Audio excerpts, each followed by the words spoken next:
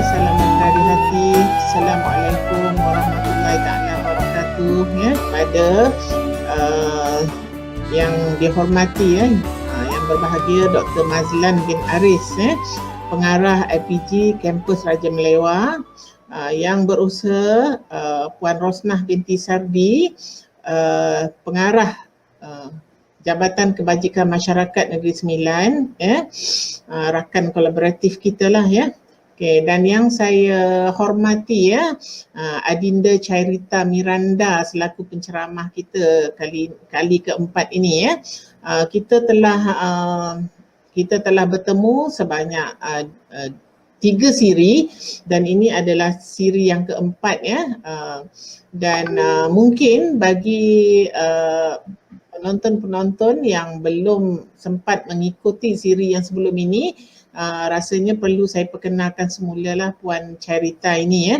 Puan Chairita ini adalah seorang ibu yang mempunyai anak autism yang telah pulih ya, iaitu Fakri ya. Jadi suami beliau ialah Bapak Freddy yang juga telah bersama kita sebelum ini ya. Sedikit latar belakang Puan Chairita ya. Beliau sebenarnya sebelum ini adalah seorang PNS ataupun kaki tangan kerajaan yang bekerja di Kota Dumai tetapi beliau memilih untuk berhenti kerja untuk memberi tumpuan sepenuhnya kepada anak anda beliau iaitu Fakri ya. Dan alhamdulillah seperti yang kita dah tengok sebelum-sebelum ini ya, Fakri telah pun pulih ya daripada masalah autisma ya. Jadi sekarang Ibu Chairita ini telah lama membuka pusat pusat cemerlang autisma di Pekanbaru iaitu, dan hari ini kita akan dapat lihatlah pelbagai aplikasi ataupun amali di tempat beliau ya, di mana pada kali ini ya tajuk kita diet dan aplikasi ABA untuk anak autisma. Kita akan menumpukan secara lebih mendalam. Tajuk kali ini ialah untuk melihat sendiri aplikasi amali untuk ABA tu ataupun Applied Behavior Analysis, bagaimana ia dilakukan dan kita boleh tengok dalam video-video tersebut nanti ya, bagaimana daripada mula anak-anak ini yang mengalami autisma ni betapa sukarnya untuk para terapis untuk membetulkan mereka, tetapi akhirnya mereka berjaya Jadi sebenarnya diet dan terapi ABA ni sangat penting ya, seperti yang kita nyatakan kepada yang seperti siri-siri yang terdahulu lah. Jadi bagi ibu bapa, guru-guru atau sesiapa saja penonton yang belum mengikuti siri ini ya, jadi boleh melawat YouTube Melewar Channel iaitu itu Melewar Channel ni adalah YouTube daripada IPG KRM. Jadi semua kursus-kursus ini ada di dalam YouTube itu Jadi boleh dilihatlah siri pertama, kedua, ketiga dan nanti juga siri keempat ini kan. Jadi ianya siri ini saling kait mengait saling kait mengait. Jadi kita ingin memahami sebenar-benarnya apa itu diet dan terapi ABA ni, perlu kita ikuti daripada siri pertama lagi Siri pertama tu diadakan oleh Puan Diana tapi yang khusus kita buat dengan Puan Chairita dan juga Bapak Freddy adalah sesi 2, 3 dan 4 Jadi sebenarnya tujuan kita sebenarnya kita benar-benar berharap siri-siri yang kita buat ini ya dapat memberikan input kepada ibu bapa untuk menangani anak autisma Sebagaimana kita tahu ya, sekarang ini anak autisma semakin ramai dan degree severity dia tu pelbagai Kalau kita baca di Facebook kita baca di grup-grup Facebook contohnya macam Autism Malaysia tu semua kan, kita dapati banyak masalah yang dihadapi oleh ibu bapa Jadi kita mencadangkanlah ibu bapa yang ada anak-anak autisma, terutamanya yang masih kecil, yang mengalami masalah untuk mendidik anak ini mengendalikan anak ini cubalah ikuti siaran ini, mudah-mudahan dapat membantu para ibu bapa ya. Sebab memang kita faham bukan mudah untuk mengendalikan anak-anak autism ini ya. Bukan mudah kita seperti saya bercakap ini ya, sebenarnya sangat sukar, memerlukan pengorbanan masa, tenaga, air mata, wang ringgit ya. Jadi kebiasaannya kalau dilakukan dengan betul, dengan menggunakan cara yang betul, dengan ilmu dan kemahiran yang betul, insya-Allah mak ayah anak-anak anda boleh berjaya. Autism is curable, insya-Allah jadi itu tagline dia. Jadi kita berusahalah dan Allah tidak mengurniakan kita anak tu saja-saja ataupun sia-sia. Ada sesuatu yang Allah nak kita lakukan, kita usahakan. Sebab ilmu Allah SWT ni sangat luas, kita tinggal mencari dan mengusahakannya. Jadi tanpa melengahkan masa saya mempersilakan Ibu Charita untuk memulakan sesi kita. Terima kasih. Kak Cha, terima kasih banyak untuk kesempatannya. Alhamdulillah ini sudah seri keempat atau sudah seri yang ketiga bersama saya. Pada seri pertama kita sharing tentang diet untuk autism. Kemudian seri yang ketiga kita sharing tentang latar belakang ABA, sejarah ABA, dan sedikit tentang definisi ABA dan penggunaannya. Nah, untuk yang seri keempat ini kita akan lebih mendalami lagi bagaimana sebenarnya pelaksanaan ABA untuk anak autis. Nah, baik, tanpa melengahkan masa, saya akan mulakan, Kak Cha. Nah, baik, kita akan mulai dengan sharing yang berikutnya tentang pelaksanaan ABA untuk autisme. Nah, Bapak Ibu sekalian, untuk anak autisme ini kita akan membuat kurikulum yang sifatnya individualized. Jadi setiap anak tidak akan menjalankan kurikulum yang sama. Awal mula sekali mereka akan dilakukan asesmen, kemudian kita akan bisa tentukan kurikulum awal untuk masing-masing anak. Nah, selanjutnya kurikulum ini terdiri dari beberapa program, baik yang program non-verbal maupun program yang verbal. Untuk anak yang masih mula sekali, yang belum memiliki kemampuan verbal, maka selalunya kurikulum tersebut akan terdiri dari sekitar 11 sampai 14 program. Nah, dalam program-program itu akan ada sekitar 20 sampai 40 aktivitas, tergantung programnya. Nah, sejalan dengan bertambahnya kemampuan anak, perbaikan kognitif, kemudian bertambahnya dosis terapi, maka jumlah program itu juga akan bertambah nantinya. Jadi kalau awal mula anak-anak ini hanya menjalankan 11 sampai 14 program, di akhir ketika dia sudah mendapatkan kurikulum lanjut, kurikulum yang advance itu biasanya sudah mencapai 70 program lebih. Gitu. Nah, menjalankan ABA tidak akan terlepas dari DTT, Discrete Trial Training. Jadi kita memecah aktivitas ABA itu menjadi aktivitas yang sekecil-kecilnya, per paket-paket, per instruksi. Nah, karena program ABA itu ada 2 program, baik yang program non-verbal maupun program verbal, maka bentuk DTT-nya, cara menjalankan ABA-nya juga berbeda. Di mana untuk DTT yang non-verbal, kita menggunakan struktur 1, instruksi pertama, instruksi kedua, kemudian instruksi ketiga, dan prompt. Atau kita bilang struktur 1, 2, 3, dan prompt. Kemudian ada feedback berupa informational no, dari terapis jika anak tidak bisa perform, jika anak tidak bisa memberikan respon benar.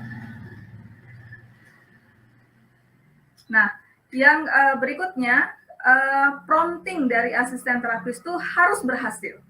Nah, kenapa harus berhasil? Karena sifat untuk program nonverbal, prompting itu sifatnya fisik, hand on hand. Jadi anak berada dalam kuasa asisten terapis, dia bisa melakukan sentuhan fisik sehingga harus berhasil.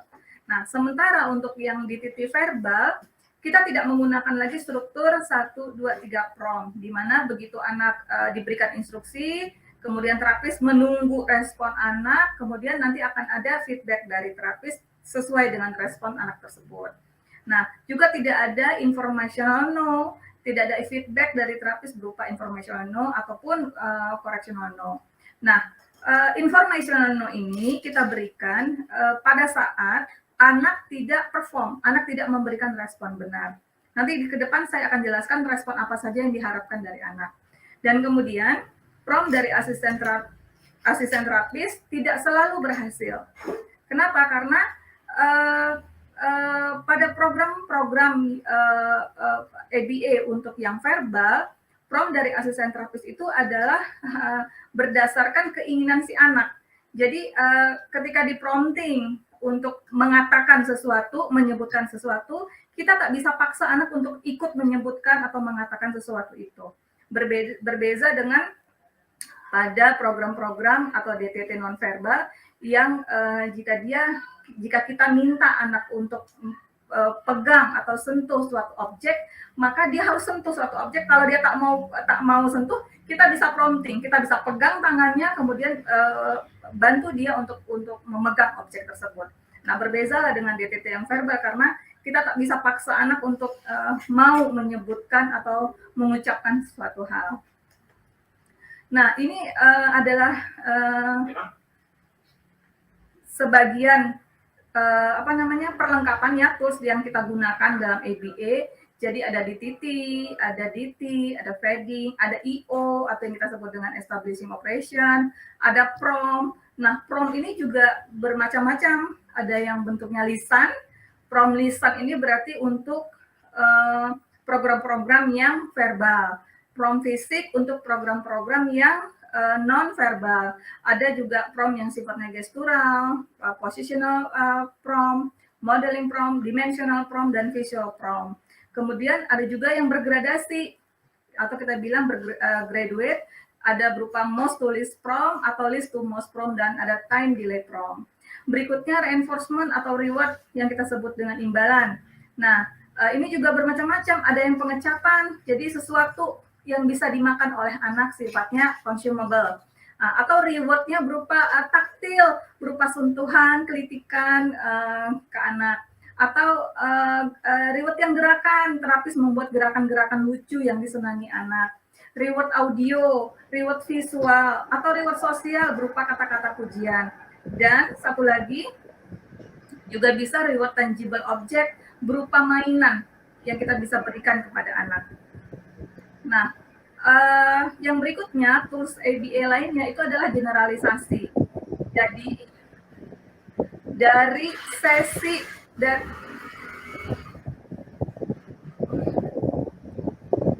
gangguan kaca. Oke, saya lanjut. Nah, jadi dari ruang sesi terapi yang hanya terdiri dari satu anak, satu terapis, dan satu asisten terapis, yang terdiri dari 3 orang ini, kemudian kita harus generalisasi. Kita bawa program ini di luar ruangan. Ya, jadi generalisasi ini ada subjek, ada objek, ada instruksi, ada respon, ada tempat, dan ada waktu. Jadi sudah beragam. Jadi kalau tadinya instruksi kita di teaching session kita tanya pegang pipi, misalnya begitu ya, untuk program identifikasi bagian tubuh, pegang pipi. Nah, kalau sudah masuk generalisasi, maka kita tak sebutkan lagi pegang pipi. Kalau nama anak ini Fahri, saya akan... Aduh, gangguan. Jadi, kalau misalnya nama anak ini Fahri, saya akan bilang, Fahri, mana pipinya? Coba pegang pipi. Nah, nanti orang lain yang akan bertanya, Fahri ke sini, coba mana pipinya? Begitu. Jadi, sudah lebih diperluas subjeknya, objeknya, instruksi, respon, tempat, dan waktu. Sehingga anak tidak kaku. Begitu. Jadi,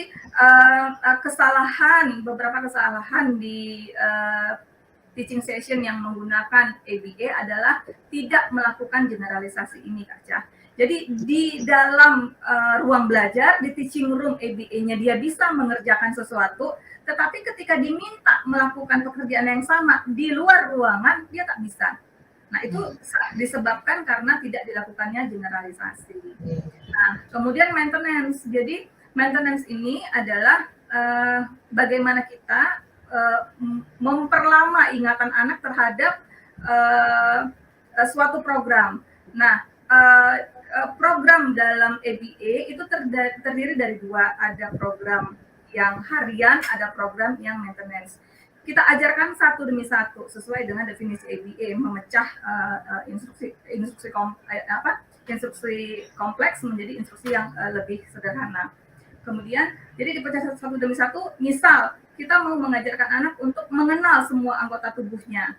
Kalau pada anak yang tak autistik, kita bisa kenalkan sekaligus semuanya. Ini mata, nah ini hidung, ini pipi, ini mulut, sekaligus kita bisa kenalkan. Tapi pada anak autistik tak bisa kita kenalkan sekaligus seluruhnya, satu demi satu. Nah, misal kita mau kenalkan dulu ke Fahri pipi. Nah, setelah Fahri paham pipi, sudah memenuhi kriteria kelulusan, jadi dalam EBA kita ada kriteria kelulusan ya Kak, kapan kita anggap anak sudah memenuhi atau anak sudah mampu menguasai suatu program. Nah, kalau Fahri ini sudah lulus, kita anggap sudah lulus untuk program identifikasi bagian tubuh aktivitas pipi, maka kita mulai lanjut, kita tambah aktivitas berikutnya. Misalnya identifikasi kepala. Nah, setelah anak pas pipi, sudah lulus di pipi, maka dia akan masuk ke program maintenance. Nah, program maintenance ini akan dijalankan secara berkala dalam 1 minggu, tergantung jumlah terapisnya. Kalau jumlah terapisnya 2, maka biasanya dijalankan 2 kali dalam 1 minggu, supaya anak tidak lupa. Jadi ketika di harian kita nak menjalankan kepala, Fahri tak lupa yang pipi yang mana. Begitu.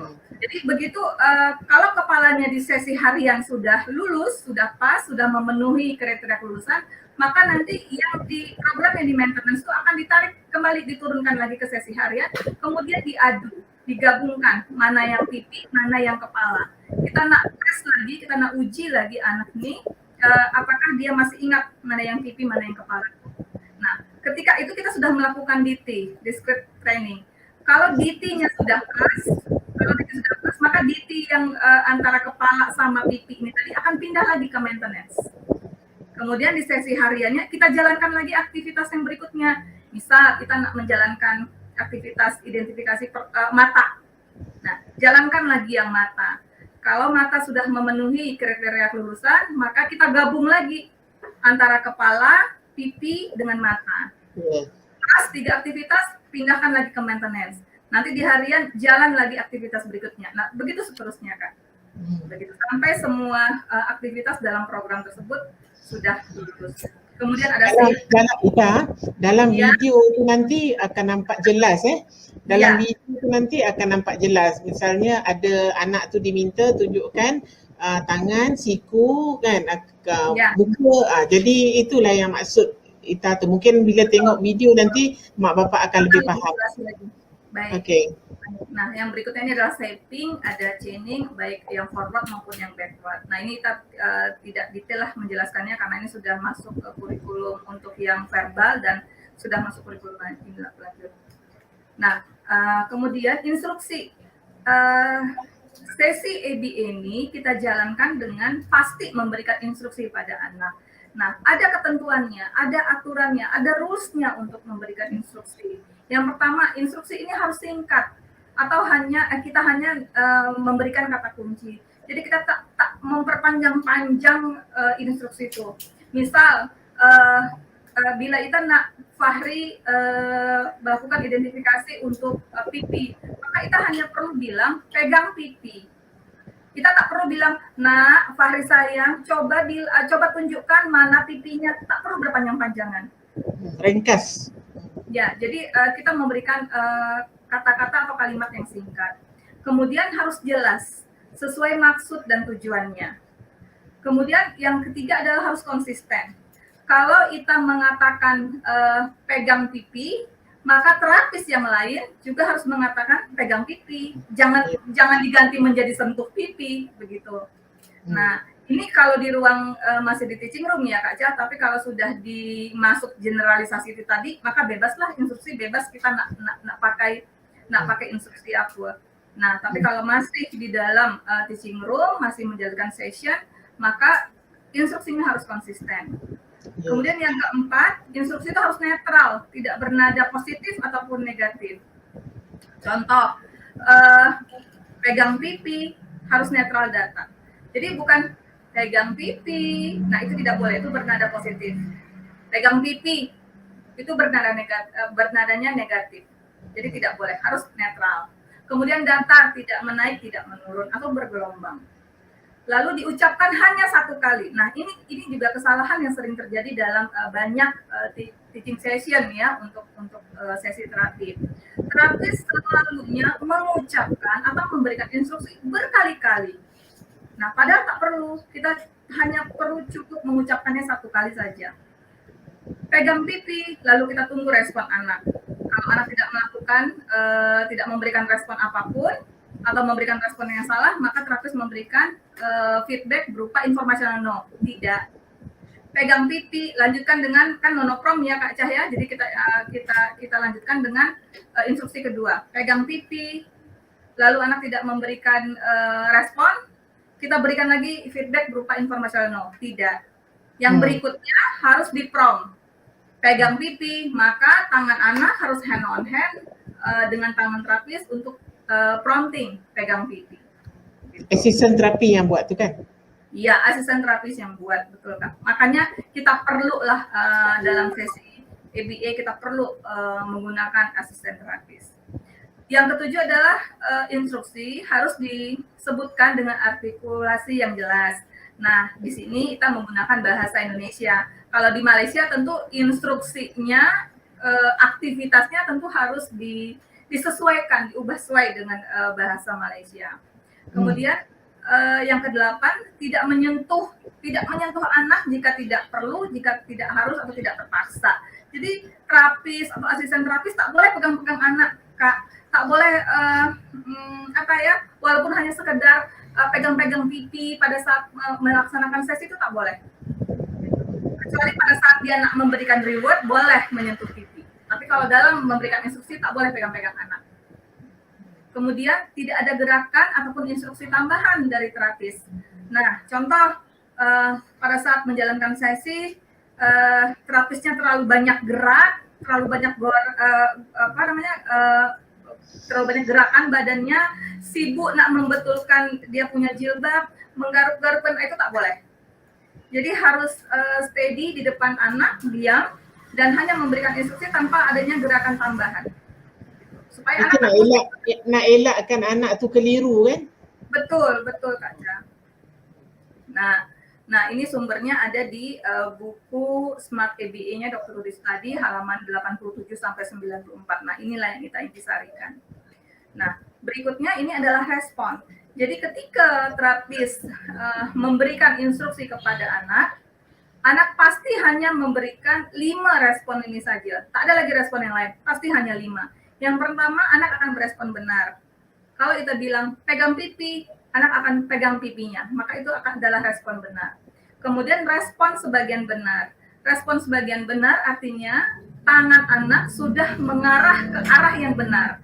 Jadi kalau misalnya pegang pipi, anak baru begini, nah ini sudah, dan kemudian anak bingung, maka kemudian asisten terapis bisa bantu prompt. Jadi prompt sebagian.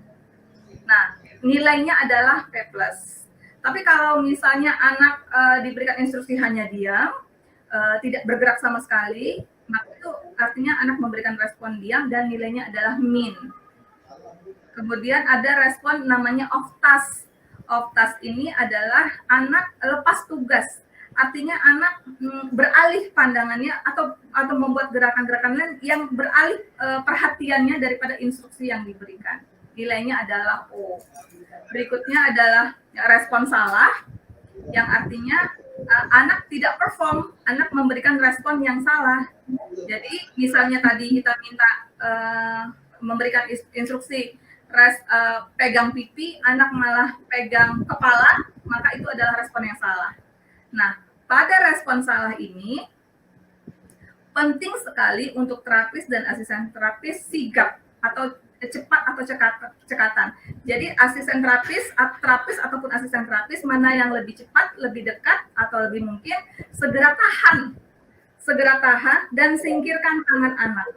Jadi jangan sampai terapisnya kecolongan Kak Cah, jangan sampai anak sudah selesai pegang pipi sudah begini. Nah, itu tak boleh.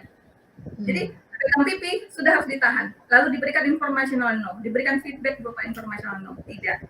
Jadi anak paham kenapa tangannya ditahan. Oh, berarti dia salah melakukan memberikan respon. Nah, jadi bila asisten terapis tu nak mencatat kemajuan tu, dia akan menggunakan kalau benar tu dia menggunakan simbol positif tu. Kalau sebahagian benar P positif tu. Kalau dia diam tanda tolak, kalau off task kosong dan kalau salah X. Itu senang mudah bagi dia untuk merekod kan? Betul Kak. Nah, jadi nilai-nilai positif inilah nanti yang akan kita kita tahulah, kita dituangkan dalam penilaian sehingga kita tahu untuk program identifikasi bagian tubuh aktivitas pegang pipi itu Fahri dapat nilai berapa begitu. Kalau sudah memenuhi standar kelulusan, nah kelulusan standarnya itu adalah minimal sama dengan atau lebih besar dari 80% Kak Cah. 3 sesi berturut-turut. Jadi kalau Fahri sudah 3 sesi berturut-turutnya nilainya sama dengan atau lebih dari 80%, maka itu sudah kita bilang Fahri mampu untuk pegang pipi. Berarti Fahri sudah lulus untuk program itu dan kita lanjutkan dengan aktivitas selanjutnya. Gitu. Nah, ini adalah di dalam persiapan untuk dalam ruangan. Jadi yang sebelah kiri ini adalah ruangan saat anak belum datang dan masih kosong, jadi belum ada barang-barang, belum ada perlengkapan anak. Jadi setiap anak itu akan membawa perlengkapannya sendiri, Kak Cah. Dia bawa teaching materialnya sendiri, dia bawa reward makanannya sendiri, dia bawa minumnya sendiri. Gitu. Oh, jadi, teaching material pun anak yang bawa, ibu bapak sendiri kan? Ya, betul. Anak-anak yang bawa, karena antara satu anak dengan anak lainnya akan menggunakan programnya kan berbeda-beda Kak Cah. Dia punya aktiviti akan berbeda-beda sesuai dengan kurikulum yang kita buat. Nah, berarti teaching material yang dia gunakan pun akan berbeda-beda. Jadi dia kena punya sendiri teaching materialnya. Tak boleh dipinjam-pinjamkan ke yang lain gitu. Nah ini ketika anak datang, terapis dan asisten terapis langsung cepat menyusun barang-barangnya. Kemudian kita keluar sekejap, baru anak masuk. Gitu. Jadi anak masuk dulu, baru kemudian gurunya masuk, baru kemudian terapisnya masuk. Nah ini yang sudah disusun. Nah di titik ini dalam memulai sesi ABA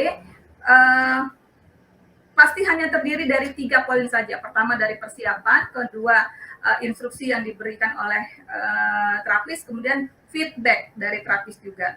Nah, kalau persiapan ini berupa persiapan untuk anak, untuk kita memberikan instruksi.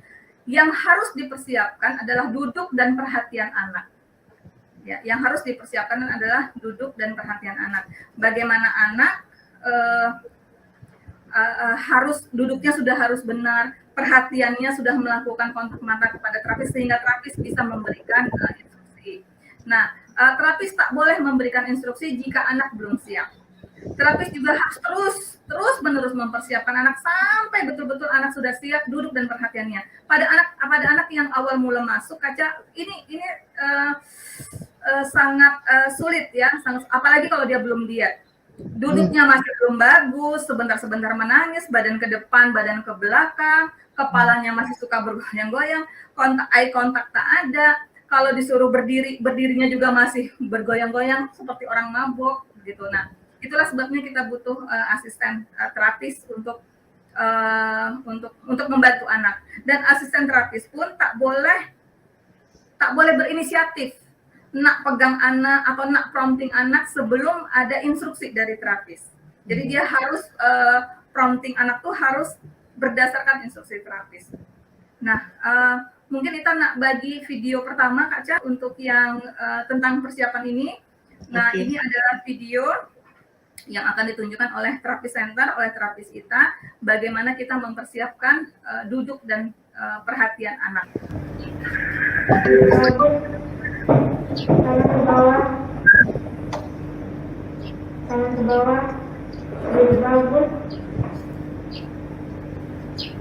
Lihat, pegang ular, cakep, perhatikan. Terima kasih, sama-sama. Tangan ke bawah. Ini anaknya sudah lebih besar ya Rita? Tangan ke bawah. ini terapis center ini Kak Ca, ini masih simulasi. Lebih bagus. Oh, Nah, Tangan ke bawah. Lihat, tangan ke bawah. nah jadi tak boleh memberikan instruksi sebelum anaknya siap. Pegang ular. Tidak. Lebih bagus. Lebih bagus. Lihat, pegang ular. Tangan ke bawah. Perhatikan. Terima kasih. Sama-sama. Lihat, pegang ular. Iya, cakep. Tangan ke bawah. Tangan ke bawah. Lebih bagus. Tangan ke bawah. Tangan ke bawah. Lihat, pegang ular. Tidak. Lihat, pegang ular. Tangan ke bawah. Pegang ular. Nah, perhatikan. Terima kasih. Sama-sama. Tangan ke bawah. Lebih bagus. Lihat. Lihat. Tangan ke bawah. Tangan ke bawah. Lebih bagus. Anak ini belum diet Kak Ca, Lihat. masih banyak gerak. itu katanya itu duduk bagus kan? Tangan ke Iya, bawah. iya. Lihat, pegang ular. Iya, cakep. Tangan ke bawah. Tunggu. Tangan ke bawah. Nah, berikan instruksi tunggu. Lihat, pegang ular. Lupa. Pegang ular. Tidak. Tangan ke bawah. Lebih bagus. Tangan ke bawah. Tangan ke bawah. Lihat, pegang ular. Oke. Perhatikan. Tunggu. Tangan ke bawah. Tunggu. Lihat, pegang ular. Iya, pandai. Lihat. Lihat. Lihat. Pegang ular. Tidak. Lihat. Nah, tadi sudah dilihat di video Kak Ca bagaimana kita nak respon positif, respon benar dari anak harus on request. Harus on request. Jadi kalau anak sudah langsung dia sentuh objek yang diminta sebelum instruksi diberikan, itu tak boleh. Kita harus kita berikan instruksi tunggu. Maknanya semua instruksi dari terapis itu harus dilakukan anak, atau jika anak belum mampu melakukannya dia akan di-prompt gitu. Dan respon benar dari anak itu harus on request, harus berdasarkan instruksi dari terapis. Nah, kemudian untuk yang berikutnya dalam BTT ini juga ada instruksi. Nah, instruksi dalam instruksi, kita mulakan instruksi ini ada yang kita kenal dengan initial prompt dan immediate prompt. Untuk program non-verbal, maka kita akan sebut dia dengan initial prompt. Kemudian pada program verbal kita sebutnya dengan immediate prompt. Jadi ini initial atau immediate prompt ini adalah prompt di awal sebelum anak kita berikan kesempatan untuk berespon. Misal tadi kalau kita nak ajarkan pipi pada Fahri untuk sesi yang pertama sekali, tentu ketika kita bilang pegang pipi, Fahri tentu tak tahu pipi itu apa maknanya. Tentu Fahri pun tak tahu pegang itu apa maknanya. Makanya perlu di-prompt. oleh asisten terapis. Jadi terapis memberikan instruksi, pegang pipi, lalu di-prompt segera oleh asisten terapis. Nah, ini adalah initial prompt pada program nonverbal. Setelah itu, terapis memberikan kesempatan kepada anak untuk melakukan responnya sendiri. Baru diberikan lagi instruksi, pegang pipi. Nah, kita tunggulah anak apa responnya dari yang 5 respon itu tadi. Yeah. Nah, dalam respon-respon itu nanti akan ada yang namanya EO atau establishing operation, di mana kalau anak sudah berespon benar, Kak Cah, tentu kita nak tahu ini dia sudah paham, benar-benar paham dengan PP atau hanya kebetulan. Nah, jadi EO ini fungsinya adalah agar terapis mendapatkan keyakinan bahwa anak sudah menguasai suatu aktivitas tertentu gitu. Nah, kemudian struktur EO ini sendiri terdiri dari repeat, jadi kita perlu mengulang instruksi itu tadi. Repeatnya juga tidak boleh berpola antara 1, 2, atau 3. Harus berubah-ubah, harus berbeda-beda. Tak boleh kita males lah nak 3 kali repeat, 2 kali aja. 2 kali. Jadi kita selalu 2 kali. Nanti pada terapis yang lain selalu 1 kali. Pada terapis yang lain lagi selalu 3 kali. Tak boleh, Kak Cah. Nanti anak akan menghafal. Iya, betul. Tak boleh. Jadi repeat itu harus berubah-ubah, harus berpola-pola. Kemudian kita lakukan switch, kemudian baru balik lagi ke switch back. Begitu. Nah, kemudian nanti pada program yang pada program verbal itu juga akan kita kenali dengan adanya escalation prompt. Nah, kemudian feedback ini setelah kita berikan terapis memberikan instruksi, anak berespon, nah maka terapis akan memberikan feedback. Yang pertama, feedback berupa reward, ya, jika anak beresponnya benar. Jadi anak berespon benar, dia akan diberikan reward. Nah, reward ini sendiri bermacam-macam reward itu tadi, juga akan kita kenali dengan teknik bridging. Contoh, misal kita nak memberikan Fahri makanan, maka harus ada bridging, harus ada yang menjembatani mulai dari reward itu diberikan, mulai dari respon benar anak sampai rewardnya diberikan. Jadi harus ada bridging. Jadi ketika anak berespon benar, misal pegang pipi, Fahri berespon pegang pipi, maka kita harus langsung memberikan makanannya. Nah, itu bridgingnya bisa berupa reward sosial, oke Fahri, cakep, pintar, keren, segala macam kata-kata positif. Atau feedback berupa informational no, jika anak responnya salah, off task, atau diam. Begitu. Nah, ini adalah kita akan mulakan struktur atau sistematika Smart Aba mulai dari duduk, mulai dari awal sekali, mulai dari anak datang pertama kali. Programnya adalah program bagaimana duduk, kemudian melatih perhatian atau eye contact-nya dan arahan kepatuhan lisan sampai nanti anak mendapatkan program untuk sudah komunikasi 2 arah. Ya. Jadi untuk yang awal mula sekali, Kak Cah, anak akan mendapatkan seperti tadi kita bilang setelah di assessment, kalau dia masih dalam masuk kategori awal, maka anak akan menjalankan sekitar 11-14 program. Begitu. Yang ada salah satu programnya adalah duduk, melatih tatap mata, kemudian arahan kepatuhan lisan, kemudian kita jalankan juga program-program paralel ini, ada identifikasi warna, identifikasi bentuk, huruf, angka, gambar benar, ada matching dan segala macam. Gitu. Nah, kita nak mulakan, kita lihat bagaimana video untuk persiapan dan beberapa program ini dijalankan, program-program awal ini dijalankan. Nah, kita putarkan videonya.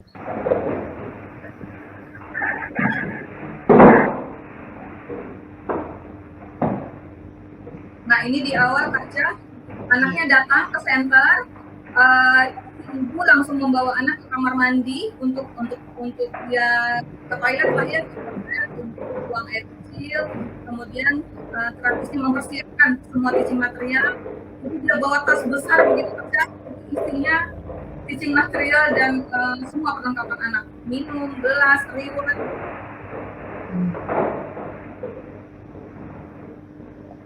Kalau parent, kalau ibu bapa yang siapkan teaching material ni, kebaikannya maksudnya parent akan buat juga di rumah kan? Betul Kak. Karena memang harus dibuat di rumah. Dosis terapi ABA-nya harus cukup. Ya.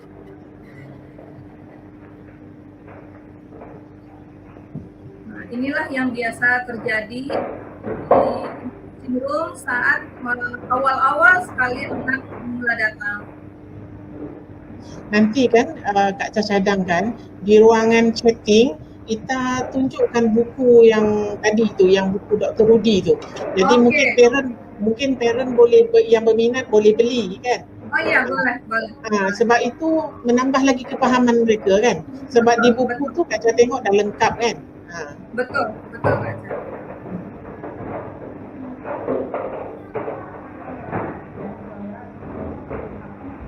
Nah, ini terapisnya keluar dulu. Nah, ini kursi terapis Kak Cha di depan ini ya. Ini ada kursi yang kecil satu. Ini terapisnya ini kursi terapis. Ya, dia pakai kursi kecil supaya eye level dengan anak tuh sama. Jadi dia tak pakai kursi tinggi lah gitu. Betul.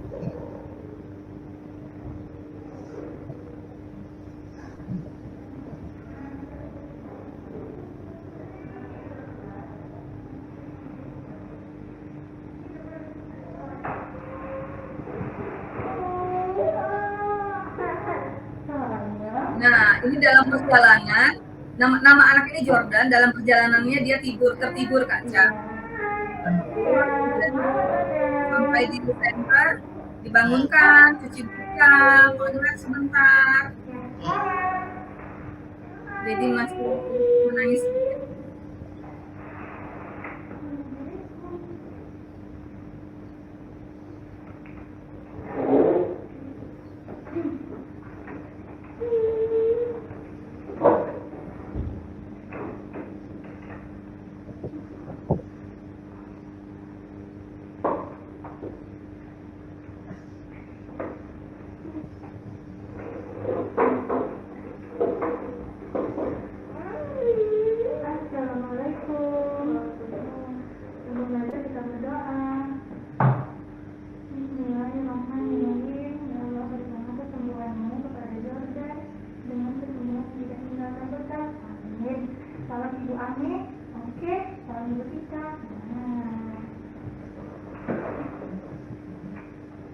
Nah, di awal mula sekali kita menjalankan sesi, kita ada mengaji Kak Cha, membaca surah Ar-Rahman yang kita bagi-bagi per sesi biasanya 7 sampai 10 ayat.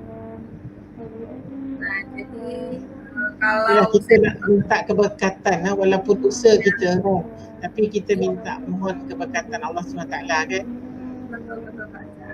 Jadi kalau sesi pertama membaca ayat pertama sampai ke 7, maka sesi kedua itu membacanya ayat ke-8 dan seterusnya.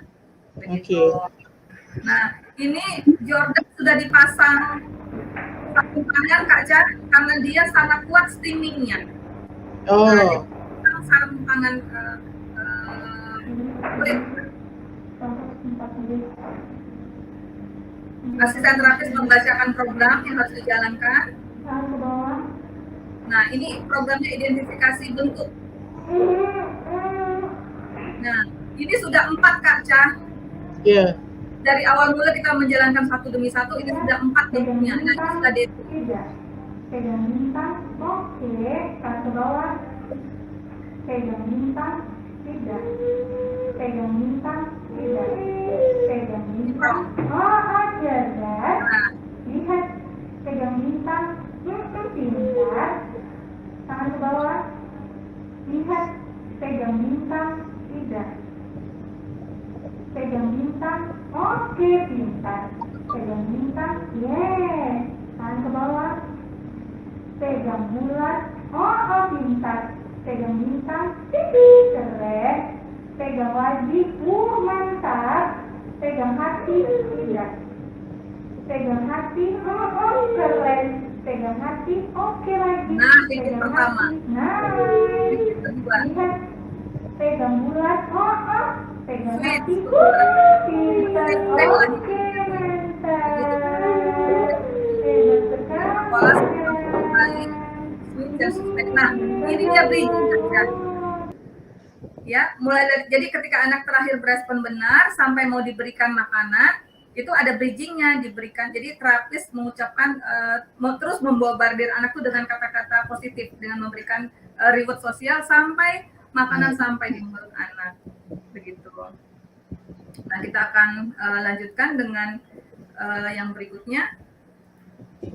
Baik. Tadi Ya, Kak Ca? Tadi dari video tu kita nampak kan, sebelum anak sampai ke bentuk yang salah, terapis cepat-cepat tarik tangan dia kan supaya dia tak sentuh. Kemudian masih di dalam program paralel untuk kurikulum awal, identifikasi bagian tubuh, kemudian nanti ada program imitasi motorik kasar. Nanti kita akan lihat sekitar dua video lagi, dua video Jordan dan satu lagi video Arfa ya. Jadi ada dua, satu Jordan, satu lagi Arfa, gitu kan. Jari kepala, pegang tumit, jari lalu kepala.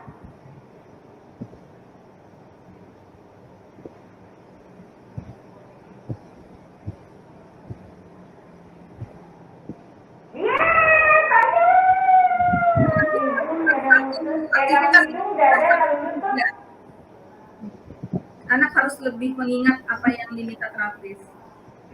Tidak, pegang hidung dada lalu lutut. Tidak, pegang hidung dada lalu lutut. Di prom, dada. Di sini dadanya kerlet. Pegang hidung dada lalu lutut.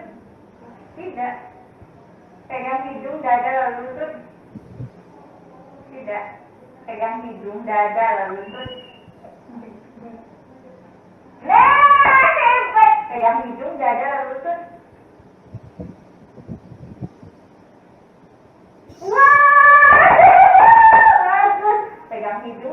Itu adalah video untuk identifikasi bagian tubuh, tapi sudah 3 tahap. Jadi sudah bukan satu-satu lagi. Jadi anak sudah harus semakin mengingat apa yang diminta oleh terapisnya. Nah, jadi dia sebenarnya kalau nak mengajar mereka ni, untuk sebelum tadi kita tengok dia sentuh hidung, dada, lutut. Tapi sebenarnya kalau daripada awal tu dia mesti terus mudah ke sukar. Mesti satu dulu, dia mulai dengan satu. Maksudnya hidung, sampai dia mahir hidung dan baru tukar dada. Kan betul? Dah mahir dada, tukar lutut. Bila dah mahir baru kita generalisasikan.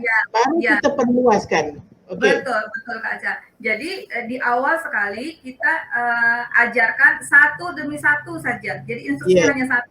Pegang pipi, pegang hidung, pegang dada, pegang lutut, hanya satu saja Kak Aca. Nah kemudian setelah program untuk satu tahap itu sudah selesai, kita naikkanlah ke 2 tahap. Pegang pipi lalu kepala, begitu.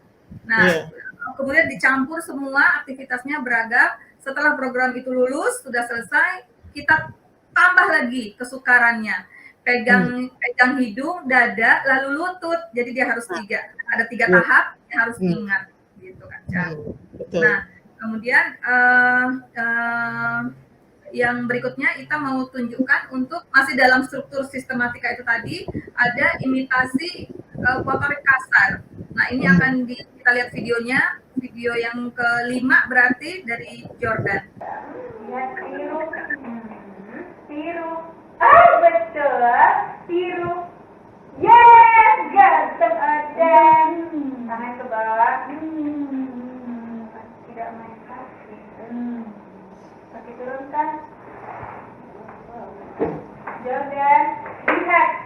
Tiru. Iya, bagus. Tangan ke bawah. Duduk bagus. Masih banyak streaming kan ya? Iya. Sudah, lihat, tiru. Iya, mantap. Tangan ke bawah. Lihat, program tiru. bertahap ini sulit sungguh untuk anak autis aja. Tangan ke bawah. Iya, betul. Tangan ke bawah. Lihat, tiru. Iya, ganteng. Tangan ke bawah. Tiru. Tidak. Tangan ke bawah. Lihat. Tiru. Tidak. Duduk bagus. tiru, yes, pintar, tiru, ganteng, tangan ke bawah, tiru, benar, tiru, cerdas, lihat, tiru, oke, tiru, Nah, tidak boleh mirroring. iya, betul, Kita melihat tangan ke anak bawah, juga lihat, tiru, tangan ke bawah, lihat, tiru, iya benar, lihat, tangan ke bawah, tiru, tidak, tiru, tidak, tiru, tidak, lihat, tiru, betul, tangan ke bawah, tiru, sip, bagus, tangan ke bawah, tiru, yes, bagus, lihat, tiru, oke, tangan ke bawah, lihat, tiru, tangan ke bawah, tiru.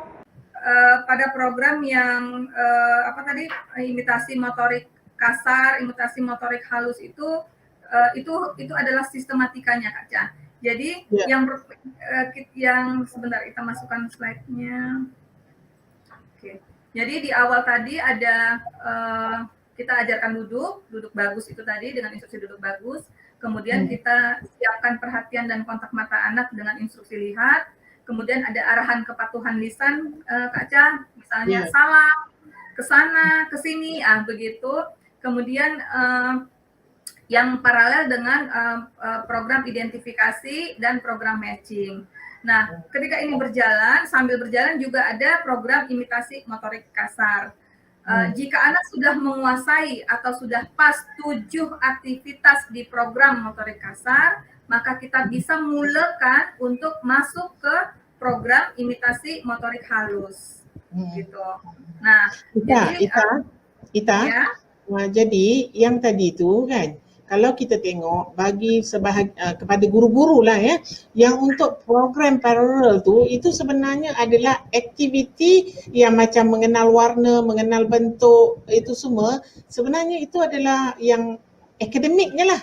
Yang akademik lah, selain daripada kita suruh budak lihat apa kita cakap tadi dengan dia tu, tengok lihat, buat macam ni, ikuti semua tu, itu sebenarnya adalah aktiviti untuk kita mengubah tingkah laku dia kan. Kita nak ubah dia punya perhatian, fokus dia semua. Tetapi kita fikir dalam masa anak ni datang, terutama untuk guru sekolah, kita bukan saja mengubah tingkah laku. Di samping kita mengubah tingkah laku, kita mesti ada masukkan dalam dia itu bentuk akademik. Contohnya macam tadi tu, memilih warna, menunjukkan bentuk, itulah yang ilmu dari segi akademik dia.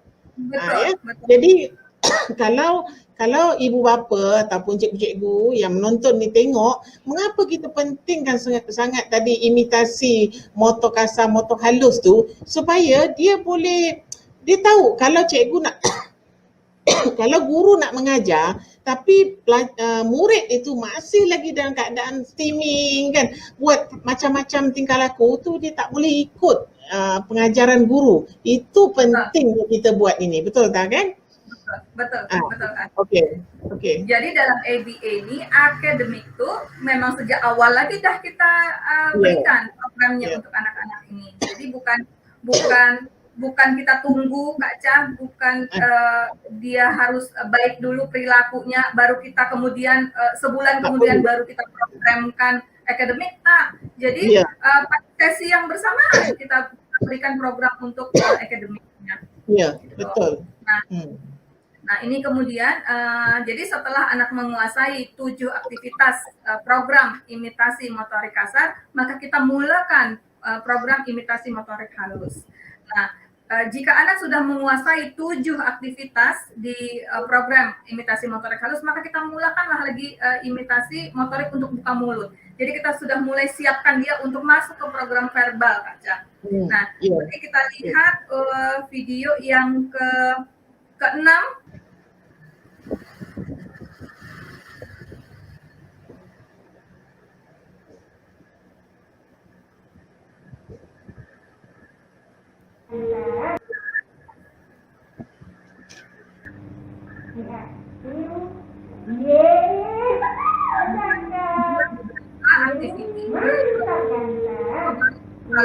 fine motor. Iya juara. Iya keren. Tangan ke bawah. Tangan ke bawah. Lihat. Biru. Keren. Biru. Nah, ganteng. Biru. Iya bagus. Biru. Berhasil. Lihat. Biru. Nah, breathing lagi, dia nggak kasih makanan. Nah, baik. Nah, itu adalah untuk imitasi motorik mulut, Kak Ca. Ya. Kita akan masuk lagi ke slide berikutnya. Nah, jadi setelah buka mulut, maka yang berikutnya adalah imitasi suara. Jadi setelah anak pas buka mulutnya, nah pada video tadi Jordan belum mampu untuk buka mulut. Ya, dia masih banyak off task lah. Jadi belum mampu untuk buka mulut. Nanti ketika sudah mampu untuk buka mulut, maka kita akan naikkan programnya menjadi imitasi suara. Jadi dia produce suara. Jadi A, O, U, E, I begitu, Kak Ca. Nah, Okey, Ita, Ya. ini ada soalan daripada Kak Cha kan. Biasanya anak-anak autism ni ramai yang non-verbal kan, dia Yes. non-verbal. Tetapi kalau kita lakukan imitasi motorik buka mulut itu, kemudian imitasi suara dengan menyebut vokal, kemudian imitasi suku kata, imitasi Ya. kata, maknanya Ya. semakin ramai. Biasanya memang kanak-kanak ni boleh walaupun dia asalnya non-verbal. Jadi kalau ikut pengalaman Nita, kalau kita lakukan ini dia boleh verbal. Yes, iya Kak Ca. Pada beberapa anak ada yang cepat prosesnya. Jadi kita handle anak-anak ini rata-rata memang non-verbal lah, memang dari awal tak mampu bicara. Nah, tapi ada yang cepat sekali hanya dalam beberapa bulan kemudian dia sudah bisa masuk ke program imitasi suara atau buka mulut. Tapi ada juga yang lama. Nah, yang lama contoh macam Jordan ini sudah hampir 2 tahun Kak Ca. Purna, jadi program buka mulut itu sudah ada sejak tahun lalu. Tapi kemudian Jordan sakit, kemudian dia dietnya tuh bocor karena minum obat yang sirup itu tadi. Kemudian sampai sekarang belum membaik. Nah, ini kita mulakan lagi program untuk buka mulutnya gitu Kak Ca. Jadi tergantung apakah jalan dietnya benar, apakah BIT-nya dijalankan begitu Kak Ca. Nah, makanya untuk ABA ini harus sejalan dengan BIT. Kalau hanya ABA saja, tak ada diet, tak mungkin Kak Ca. Tak akan bisa, sangat sulit untuk menjalankan. Kita belum tahu lagi bagaimana caranya menjalankan ABA kepada anak-anak ini yang tak diet. Bagaimana kita nak mengajarkan untuk buka mulut kalau dia tak diet? Seperti Jordan tadi lah kan ya. Ke kanan ke kiri banyak streaming apa segala macam, fokus tak ada, tak bisa Kak Ca.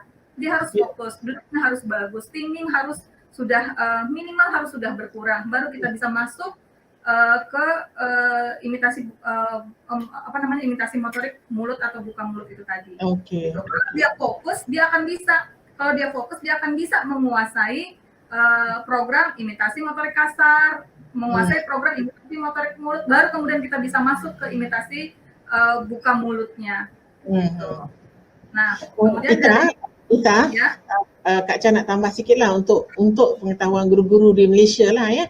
Kalau imitasi tadi itu yang mula-mula kita tengok imitasi suara tu ialah tentang vokal A-E-I-O-U Tapi kalau selepas itu imitasi suku kata, contohnya kaki, ku, KV, macam tu. Kemudian kita panjangkan lagi pada KV, KVK, macam tu lah itu maksudnya. Kemudian imitasi kata itu adalah ayat ayat yang lengkap. Betul. Jadi maksudnya sebenarnya sama, proses dia belajar tu sama, cuma dia kalau anak-anak autism ni dia kena mulai macam ini sebab dia tidak mampu. Kalau katakan nak buka mulut macam budak biasa tu bercakap, dia tak mampu. Jadi itu yang kenakan diet dan juga kena ABA ni, kena latih satu-satu dan akhirnya dia boleh. Cuma masa lah yang menentukan sama ada cepat ataupun lambat. Okey? Betul Kak. Nah, saya nak share sedikit. Ada salah satu pasiennya Dr. Budi. perempuan usia 12 tahun pada waktu itu ya, jadi pada tahun 2015 waktu Ika mulakan pelatihan ABA ini di Jakarta, dia sudah berumur 12 tahun, sudah terapi bertahun-tahun dengan memakai memakai metode yang lain, sehingga yang memakai metode yang kartu Kak Ca, sehingga dia tak sepatah kata pun tak keluar dari mulutnya. Sudah 12 tahun. Nah, kemudian pada saat kita di sana susah betul nak mengajarkan buka mulut tuh Kak Ca. Susah. Jadi kita ada 3 bulan di Jakarta, 3 bulan itu belum selesai untuk dia punya program buka mulut begitu. Jadi pada beberapa anak memanglah lama, dan mungkin karena pada anak ini sudah 12 tahun kan Kak Ca, sudah 12 tahun, dia sudah tak awal lagi, dia sudah menjalankan berbagai metode terapi, sehingga sudah banyak konsep-konsep yang salah yang dia dapat, yang dia paham. Tapi sekarang sudah mengaji Kak Ca, sudah baca Quran. Alhamdulillah. Alhamdulillah. Lagi satu sebenarnya dia punya program buka mulut ni sebenarnya sangat penting, sebab kebanyakan kalau kita tengok anak-anak autism ni, kalau ini tidak diajar, apa yang keluar daripada mulut mereka tu adalah perkataan-perkataan atau bunyi yang weird, yang tidak boleh dipahami. Walaupun sebenarnya kita boleh tengok di YouTube kan, kita boleh tengok apa yang mereka keluarkan tu tak ada makna, tak boleh dipahami, dan sepatutnya mereka besar dah kan, mereka dah umur 20-an, patutnya mereka boleh berbicara berbicara berbual dengan kita dengan cara yang betul lah. Jadi ini pentingnya program ini dibuat berstruktur. Maksudnya ada program imitasi motorik buka mulut, macam mana nak buka mulut, macam mana nak keluarkan bunyi A, U, I, O macam tu kan. Jadi kalau tak dilatih, kalau kita biarkan saja, dia memang tak akan boleh. Dia memang tak akan boleh. Betul Kak Ca. Nah, pada saat kita menjalankan program mulut ini juga, terapis tuh kena betul jaga dia punya mulut Kak Ca. Jangan salah buka mulut. Jadi buka mulut tak boleh hanya membuka sedikit saja, tak boleh. Jadi harus betul-betul maksimal buka mulut. Dan harus perhatikan gerakan lidah. Jangan gerakan lidahnya jangan bergerak-gerak. Jangan ke depan, jangan ke belakang. Jangan dilipat lidahnya. Jadi terapis betul-betul jangan sampai salah pada saat dia membuka mulut. Karena kalau anak sudah melihat gerakan lidah, nanti dia akan tiru Kak Ca. Kalau terapis tak sengaja, tak sadar terlipat lidah, anak pun pasti akan melipat lidahnya. Dan itu susah sekali untuk membetulkannya Kak Ca. Begitu susah sekali membetulkannya. Nah, jadi itulah tadi dari imitasi suara, kita kemudian lanjut ke imitasi suku kata, bu, ku, nanti akan dibentuk. Jadi kalau anak sudah bisa bu, bisa ku, maka akan bisa dibentuk menjadi kata, jadi buku. Kalau bisa, tapi di awal-awal sekali kita yang kita ajarkan untuk anak-anak imitasi suku kata ini adalah pa, ba, dan ma Kak Ca. Kenapa? Karena untuk pa, ba, dan ma adalah yang paling mudah karena hanya menggunakan letupan 2 bibir. Nah, setelah itu kalau dari pa anak sudah bisa mengucapkan kata pa, maka kita akan rangkai menjadi imitasi kata menjadi papa, sehingga dia bisa panggil, kita bisa ajarkan dia untuk panggil papahnya. Begitu Kak. Nanti kalau dia sudah menguasai ma, kemudian dirangkai menjadi kata, menjadi mama, lalu nanti kita bisa naikkan programnya untuk identifikasi foto orang dekat, gitu. Atau sudah melabel mama sehingga dia bisa panggil mamanya, begitu Kak Ca. Jadi ABA ini dia punya kurikulum itu lengkap dan sangat struktur. Jadi kita kena tahu setelah ini apa lagi, setelah program ini apa lagi. Jadi harus sambung menyambung, harus kait mengait, tak boleh salah. Jadi kemampuan yang sudah kita kuasai itu akan kita pakai untuk menjalankan program berikutnya. Akan kita pakai untuk mengajarkan kemampuan berikutnya. Begitu. Nah, lagipun buku Smart ABA ni, Dr. Rudy dah menjalankan kajian, dah diuji, memang caranya tu sesuai dengan kita lah, mungkin rakyat Indonesia, rakyat Malaysia ni kan. Betul Kak Ca. Nah ini kita nak tunjukkan satu video lagi. untuk imitasi suara, Kak Ca. Okey. Ini dia. Ha.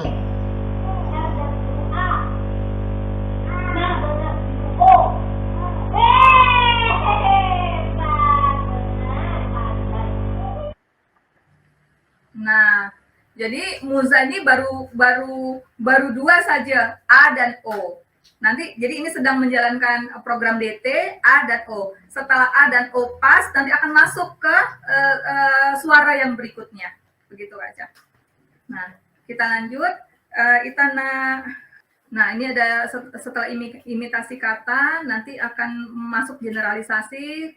Karena kita kan awamnya kita tak gunakan kata-kata tiru lah untuk mengucapkan sesuatu ya Kak Cah. Kita selalu bilang dengan kita selalu sebutkan dengan bilang begitu. Jadi sudah nanti akan masuk ke generalisasi tiru dengan bilang.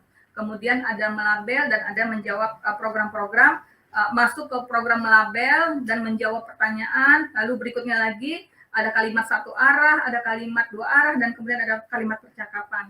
Nah, di antara program di antara yang program melabel dan antara imitasi kata dan berikutnya itu banyak program-program lain Kak Cah. Ada menulis di papan tulis, ada membaca angka di buku tulis, jadi macam-macam.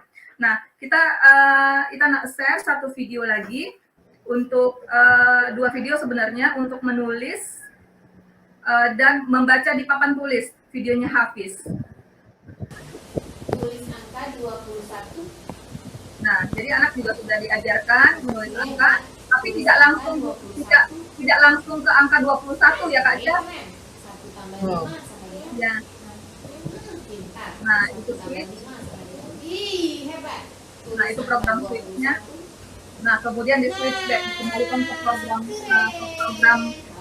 targetnya, yaitu menulis angka 21. Nah, awal menulis angka itu kita tak langsung menulis angka 1 atau menulis A, tak Kak. Jadi kita tulis dengan membuat garis horizontal, membuat garis vertikal, kemudian membuat garis slash, backslash, kemudian ada setengah lingkaran yang ke atas atau setengah lingkaran yang di bawah, kemudian kita membuat huruf O, huruf yang lingkaran atau bulatan begitu.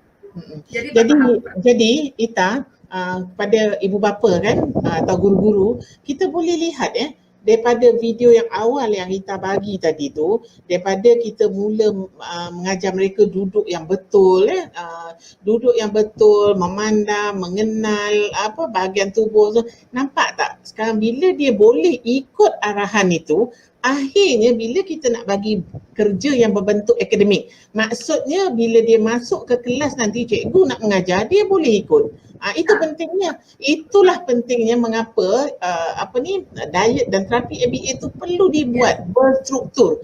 Maksudnya kita tak akan dapat kualiti yang dia duduk diam dan dia boleh ikut arahan cikgu tu, menulis dekat situ, ikut arahan apa yang cikgu nak tu. Kita akan dapat tu kalau kita tak mula daripada awal. Jadi itu yang kita dalam dah sampai siri keempat ni kita katakan tu, kita kena jaga diet dia tu, kemudian tak boleh bocor, dan kemudian kita kena lakukan ABA tu daripada awal. Bayangkan mula-mula dia tak tahu mana hidung, mana pipi, mana gigi, mana mata, dia tak kenal. Kita terpaksa ajar semua itu. Sebab tu budak-budak ini kena diajar secara berstruktur. Sebab itulah sampai beribu kali session itu supaya dia dapat kuasai.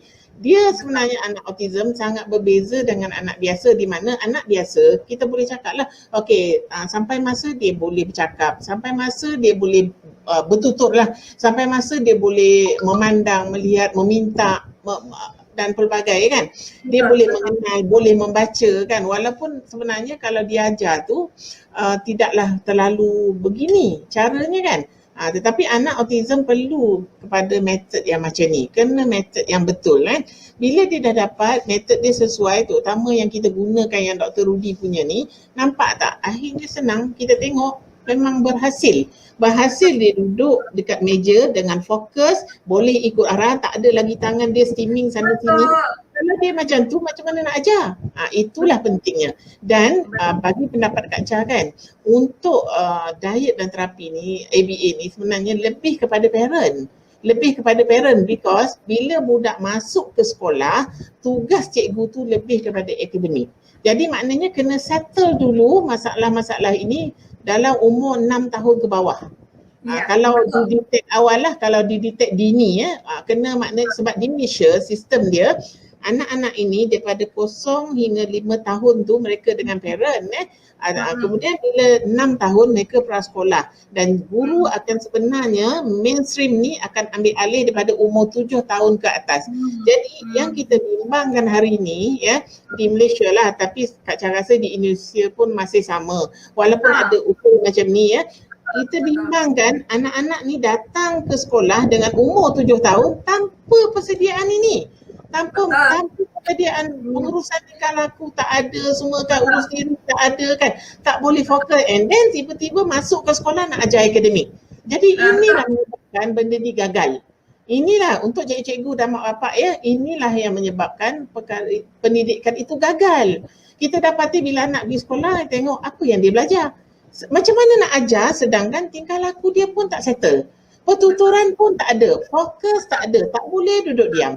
Jadi Kak Cha, sebenarnya Kak Cha benar-benar berharaplah perkongsian kita dengan Ibu Cherita, Bapak Freddy ni memang kita harapkan memberi manfaat pada mak bapak, pada guru-guru. Macam mana kita nak menjadikan anak autism kita ni berjaya. Kita nak dia berjaya sebab dia memang boleh. Kalau terapi yang dibagikan tu, diet yang dibagikan tu betul, insya-Allah boleh Okey, teruskan tak? Ya. Betul Kak Cha, kita mau menambahkan sedikit-sedikit dari yang Kak Cha sebutkan tadi. Jadi sampai usia 6 tahun anak masih dengan ibu bapa, dan kemudian usia 7 tahun baru dimulakan untuk sekolah. Nah, kita saja sebagai kita sebagai orang tua, karena dulu Fahri mengalami masa itu, ada harapan Kak Cha, ada harapan kalau kita mulakan anak yang tak bisa apa-apa nih ke sekolah, kita nak masukkan dia ke sekolah, ada harapan semoga anak ini bisa dibetulkan di sekolah, bisa diperbaiki di sekolah, bisa membaik di sekolah. Tapi kan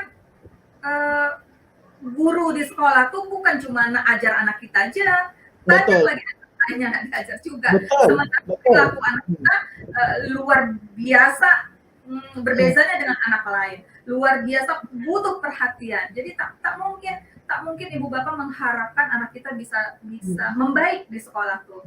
Dan saya rasa ibu bapak juga zolim lah sama guru kalau kita sebagai orang tua mengharapkan anak kita ini bisa sembuh, bisa pulih, bisa baik, dia punya perilaku di sekolah.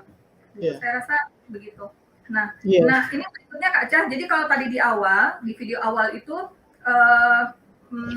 terapis tuh betul-betul lah harus mempersiapkan anak, mempersiapkan perhatian, mempersiapkan duduk. Tangan anak tuh jangan sampai di atas meja, jangan pegang apa-apa, begitu kan? Itu karena di awal. Tapi ketika kognitifnya sudah membaik, anak tuh bebas Kak Cha. Tangannya mau di mana? Bebas.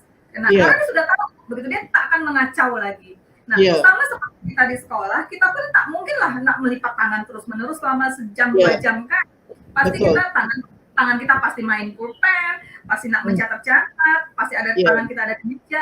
Maka ketika kognitifnya membaik, anak pun kita bebaskan untuk melakukan apa dengan tangannya. Bahkan kalau dia mau begini pun, di atas meja itu pun boleh, sepanjang fokus dia itu memang kepada terapis, kepada dia punya guru gitu. Jadi tidak kaku, dari bukan program EBI itu dari awal sampai akhir tuh kaku, tangan harus di bawah, dilipat tak. Jadi di awal memang begitu karena kita nak membentuk perilaku dia. Tapi ketika sudah kognitifnya membaik, programnya sudah semakin banyak, dia bebas lah mau dia nak apa dengan tangannya, bebas selama tidak mengganggu teaching material yang ada di atas meja. Nah, sama juga macam diet tu kan, juga macam diet tu. Pada peringkat awal tu yang kita nak membetulkan, tapi bila dia dah besar kan boleh apakan sikit-sikit, dibocorkan ikut kesesuaian. Kita tu dia macam Fakri kan, itu yang kita bincangkan dulu kan. Tetapi di peringkat awal untuk membetulkan sistem dia, usus dia tu macam mana, semua toksik dalam badan dia, apa yang akan memberi gangguan kepada diri dia, itu yang kita kena eliminate tu kan. Itu yang kita kena betulkan. Sama juga macam terapi takkanlah betul, Kak Cha setuju, takkanlah tujuan kita Kita cakap tangan ke bawah. Maksudnya kita nak dia faham arahan dia ialah letak tangan ke bawah kan, ataupun okey kita nak suruh tunjuk apa supaya di situ sebenarnya kita membentuk tingkah laku dia. Jadi bila dia dah boleh ikut dia bila dah boleh ikut arahan, then after that okay lah, macam Ita cakap, dia takkan nak letak every time. Mungkin dia akan macam Ita cakap, dia akan pegang pen atau dia akan fikir macam tu, it's okay. Tapi dia dah tahu untuk mengawal tingkah laku dia dan dia sudah fokus kepada apa yang guru cakap, dia dah boleh terima. Itu. Tapi di peringkat awal, kalau dia tadi macam ni, sini, tak dibetulkan, dia tak akan boleh menerima. Itulah yang mak bapak kena faham, bahawa sebelum anak kita sampai ke sekolah, jangan betul Ita cakap tadi, dia akan jadi satu guru kalau di Malaysia ni kan, kalau di mainstream, dia mungkin dalam satu kelas tu ada lebih daripada 30 orang. So macam mana dia nak settlekan anak kita, sedangkan kita seorang pun jaga anak tu susah kan, kita jaga anak kita one to one pun susah, macam mana kita nak harapkan? Itu yang kalau kita sedih lah kalau anak-anak ni tidak di-prepare dengan baik, pengurusan diri, pengurusan tingkah laku dia semua tu, dia bila pergi sekolah tu akan mengecewakan dua pihak. Ibu bapa sebagai stakeholder pun akan kecewa, guru sebagai pengajar pun akan kecewa. Sebab setiap guru ni dia mesti nak anak murid dia berjaya. Jadi bila dia boleh nak ajar tu, itu satu kekecewaan. Jadi sekarang kita kena saling membantu, saling bekerjasama. Kita tak boleh salah menyalahkan dan tak boleh kata guru hanya harapkan mak bapak hanya harapkan guru. Tak boleh macam tu. Jadi kita kena bekerjasama, mainkan peranan masing-masing, baru insyaAllah anak kita tu berjaya. Betul Kak Acha. Jadi bila mula anak-anak ni dah diterapi sejak awal lagi, sejak dini, jauh sebelum dia mulakan masa sekolah tu, maka tentu guru dah senang Kak Acha nak ajar akademik. Dia punya perilaku sudah lebih baik, sudah tak streaming lagi, fokus sudah ada, walaupun mungkin pada saat itu dia punya verbal, dia punya communication belum terlalu baik lah ya, tapi kan nanti dengan dia bertemu teman-temannya, dia akan banyak komunikasi, dia banyak bersosialisasi, begitu, dia sudah kognitifnya akan semakin membaik.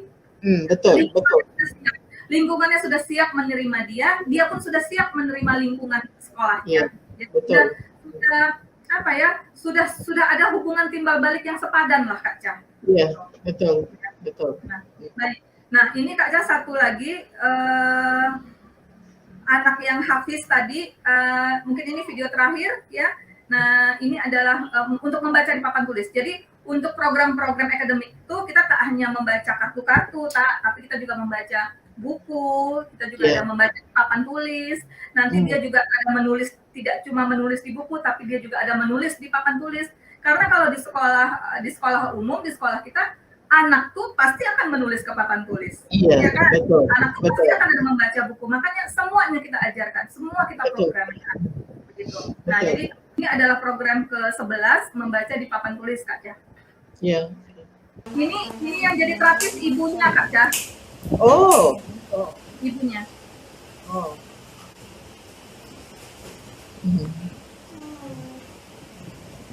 Jadi ini dia punya dua bersaudara. Yang pertama perempuan tanpa autis, dan yang kedua ini adalah hafiz autis saja. Non verbal pada waktu itu. Oh.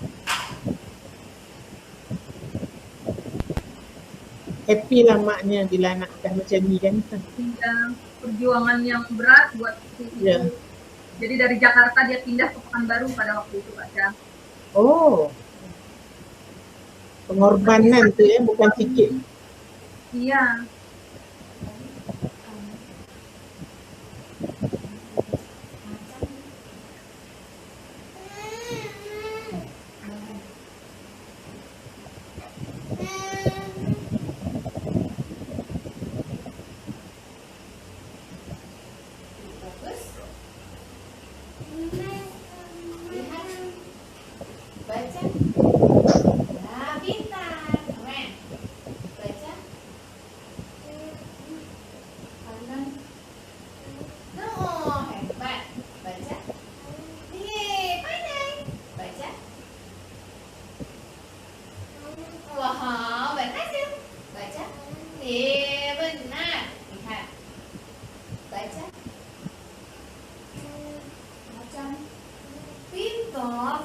Nah, karena anak mengucapkan yang salah, Hebat. asisten tulisnya melakukan prompting. Berhasil. Baca. Ya, pintar lagi. Lihat. Lihat. Baca. Kanan. Pintar. Baca. Oke. Baca. Yes, mantap. Baca. Iya, benar. Lihat. Lihat. Baca.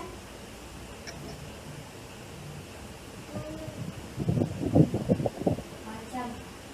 Iya, macam. Oke, lihat. Baca. Wih, pandai. Baca. Pintar. Baca.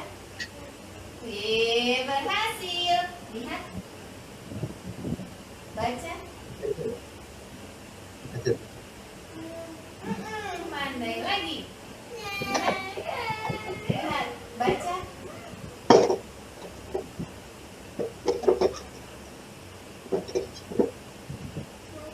Nah, begitu ganteng.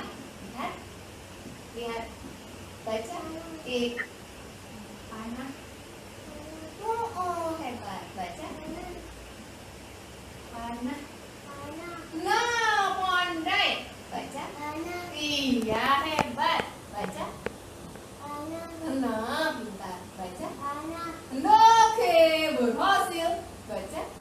Iya, keren. Lihat. Baca. Bahan. Pintar. Baca. Oke, baca. Mantap. Lihat. Baca.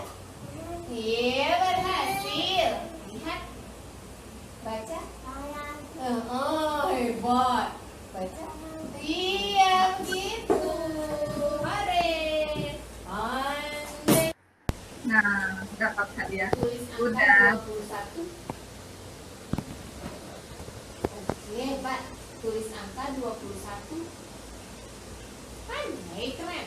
1 tambah 5 sama dengan pintar. 1 tambah 5 sama dengan ih, hebat. Tulis angka 21. Nah, jadi program targetnya adalah tulis angka 21. Kemudian di switch ke setelah repeat kemudian di switch ke 1 tambah 5 sama dengan jadi program menjumlahkan Kak Ca. Kemudian di switch back lagi, balik lagi ke aktivitas targetnya. Tulis angka 21. Gitu. Jadi nah, itulah strukturnya Kak Ca sampai nanti kemudian anak bisa untuk Ita, ya yang tadi yang masa dia baca tu macam panah, bahan, apa lagi tadi tu? Macam kan. Budak-budak ni, kalau budak-budak autism ni, anak-anak autism ni, dia sebenarnya dia ada photographic memory kan. Dia ada photographic memory, dia mudah nak tangkap dan simpan. Jadi kadang-kadang kalau bagi cikgu guru-guru lah ya, mak bapak pun boleh buat lah. Kalau bahan tadi tu kita tambah dengan gambar lagi berkesan kan? Ya. Kita tambah dengan gambar. Nah, untuk kalau kita nak tambah dengan gambar, itu salah satu bentuk prompting, Kak. Salah satu bentuk prompt. Nah, itu yang kita sebut dengan visual prompt. Misal kita nak tadi membaca panah, bisa kita berikan gambar panah. Gambar anak panah. Ya.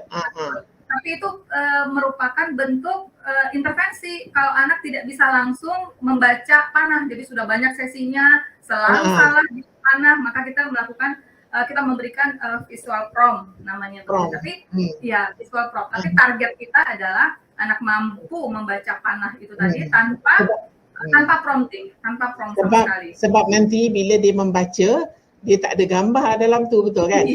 Ya betul Kak. Nah, alhamdulillah Kak untuk ya baik. Nah, alhamdulillah Kak untuk sistematika EBA, bagaimana kita mengajarkan anak mulai dari mempersiapkan itu tadi, duduk, kontak matanya, perhatiannya itu sudah selesai sampai kemudian masuk ke program akhir ya, percakapan. Nah, itu sudah selesai kita jelaskan. Alhamdulillah semuanya sudah di-share. Nah, tapi kita ada satu video yang cukup panjang ya. Kita nak berikan cuplikan video anak ini, namanya Muza, dan dia nonverbal sebelum masuk mulai sesi itu nonverbal. Kemudian dia diet dulu, dia dah mulakan diet nih sekitar 3 bulan kalau tak salah, 3 bulan. Kemudian bulan keempat dia mulai masuk di center kita, mulai menjalankan sesi terapi. Tapi dia punya sikap belum bagus lagi, dia punya perilaku belum bagus. Berdiri itu masih goyang-goyang, masih seperti orang, kalau kita bilang di sini seperti orang mabuk lah Kak Ca. Kemudian masih menangis, sepanjang sesi itu menangis. Nah, tapi di hari berikutnya, di bulan berikutnya nanti kita akan lihat dari tayangan CCTV akan ketahuan tanggal berapa, bulan berapa, itu dia punya kemajuan tuh cukup cepat. Kemajuan dia. Baik, Kak Ca dan Ibu Bapak sekali, ini akan Ibu Bapak sekalian, kita akan lihat video dari salah satu murid yang menjalankan ABA dan BIT secara bersamaan. Jadi sebelum masuk ke center ITA, anak ini sudah mulakan dietnya sekitar 2 atau 3 bulan kalau kita nggak salah. Dia sudah mulakan dietnya, sudah cukup banyak perbaikan, sudah tidak ada lagi gangguan tidur, tapi dari sisi perilaku belum lagi membaik. Nah, kemudian di bulan kita lupa lah di bulan ketiga atau bulan keempat, lepas itu dia masuk ke center dan mulakan sesi ABA-nya. Pada waktu itu baru satu sesi, dalam satu hari itu satu sesi. Nah, nanti sebentar lagi kita lihat videonya. Nah, ini sesi pertama aja tanggal Februari. Menangis sepanjang hari. Jadi 90 menit itu beginilah situasinya.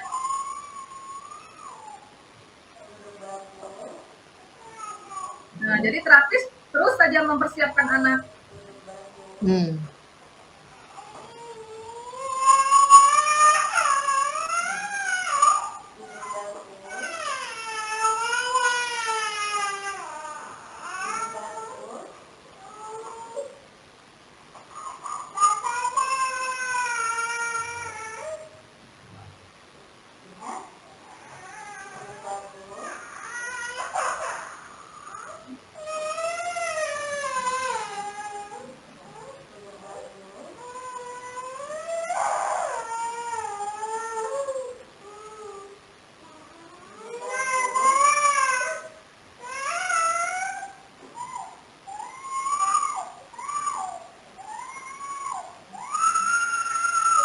Bisa dia sepanjang sesi menangis.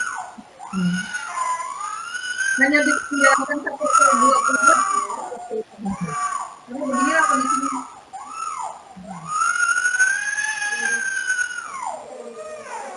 Ini saya Kak Cah yang jadi asisten terapis.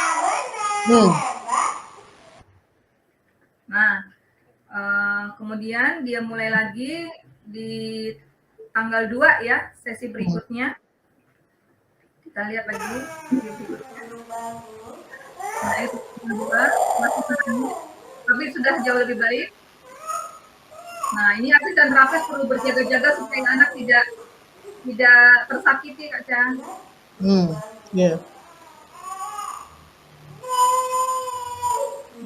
Kalau anak mulai di terapi sejak awal lagi, asisten terapis itu masih bisa menguasai badan anak karena masih kecil kan Kak Cah. Iya, betul. Mulakan usia 7 tahun, 8 tahun, 9 atau belasan tahun, udah susah Kak Cah, udah badan dia lebih besar, tenaga dia udah lebih kuat. Nah, ini di hari kedua juga masih sama, masih menangis aja. Nah, kemudian selanjutnya itu kalau nggak salah ada libur ya. Kemudian berikutnya nih tanggal 5 masih menangis. Nah, berdirinya belum bisa bagus aja.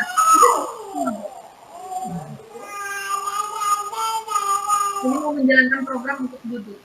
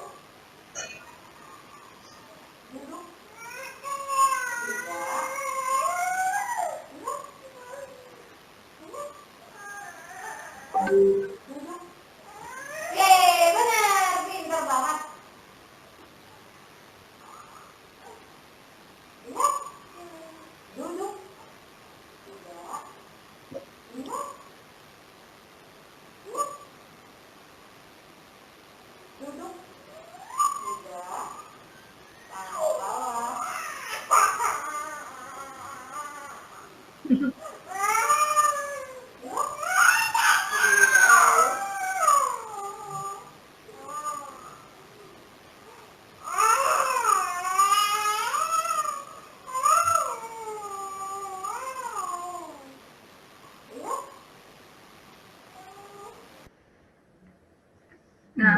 masih begitulah sepanjang sesi Kak Cah, udah 3 hari. Nah, kita lihat berikutnya, video berikutnya. Nah, ini sudah beberapa bulan ke depan, bulan Juli. Nah,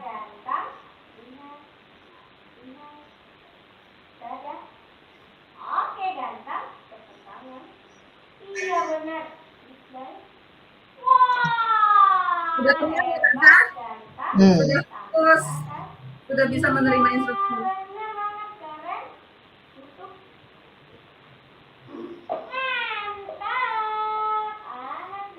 Nah, breathing lagi karena mau diberikan reward makanan. Nah, itu bulan Juli tanggal 18, kemudian video berikutnya.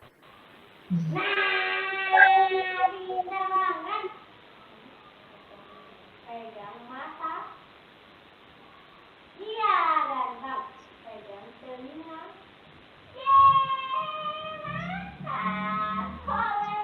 Nah, itu reward taktil berupa kelitikan pada anak, kemudian diberikan lagi makanan.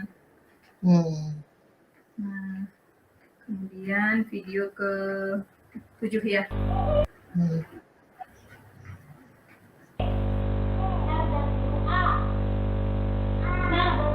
Buka mulut ya. Ya, ini sudah apa? Imitasi suara, Kak Cia.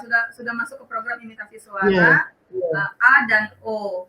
Nah, setelah ini nanti dia akan tambah lagi aktivitas yang U, E, I dan masuk setelah itu baru masuk yang suku kata gitu. Nah, itulah Kak Cia, Muza pada waktu itu umurnya sekitar ini motor halus, terapi motor halus. Iya, betul.